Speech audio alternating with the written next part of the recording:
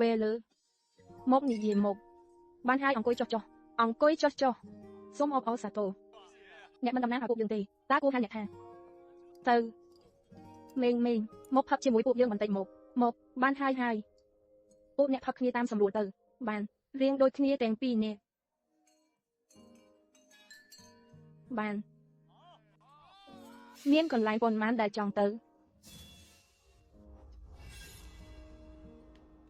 រងចាំសម្បត្តិនិងចម្ងាយមិនមែនជាបញ្ហាទៀតទេគួរឲ្យស្ទាយដែលបាត់បង់ភាពក្មេងវ័យយូរមកហើយ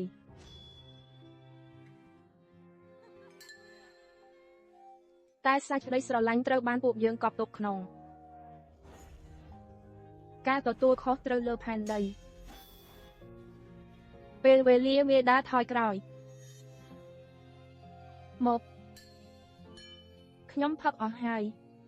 តើអ្នកកំពុងដើរចូលមកក្នុងជីវិតខ្ញុំមែនទេហេតុអ្វីខ្ញុំឈឺត្រង់នេះខ្លាំងម្ល៉េះ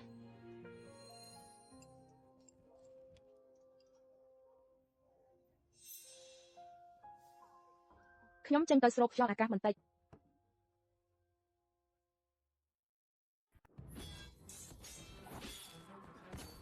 លោកមូកងទ័ពជាមួយនឹងមិនទាន់មកដល់ទេបងប្អូនទ្រាំលែងបានហើយហាមដកថយក្នុងក្រុមសុទ្ធតែមនុស្សចាស់និងក្មេងត្រូវតែការពារទ្វារក្រុងឲ្យបានសម្លាប់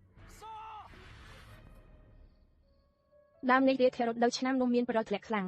ស្តេយ៉ានមិនចោះចាញ់ត្រូវសត្រូវឡោមព័ទ្ធកងទ័ពទាំងមូលត្រូវវិនាសស្តេយ៉ានស្លាប់ក្នុងសមរភូមិក្បាលរបស់សត្រូវត្រូវបានព្យួរនៅទ្វារក្រុងស្បត់ស្លាប់ដើម្បីការពារអ្នកទាំងក្រុងទៅព្រោះ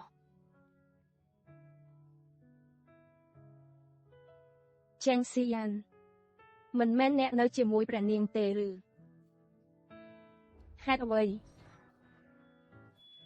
ហេតុអ្វីអ្នកស្លាប់ម្ដងទៀត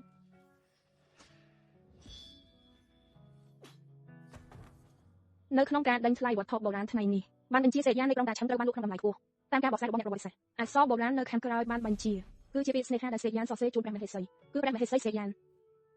ការពារដោយសុវត្ថិភាពសុបិនជួបគ្នាក្នុងសម័យសង្គ្រាមទឹកដីនៅមិនទាន់រួបរวมភ្នំស្ងប់ស្ងាត់សុទ្ធតែជាការជួបគ្នាដ៏មានសុខមង្គលឆ្នាំក្រោយនៅពេលសង្គ្រាមស្ងប់ស្ងាត់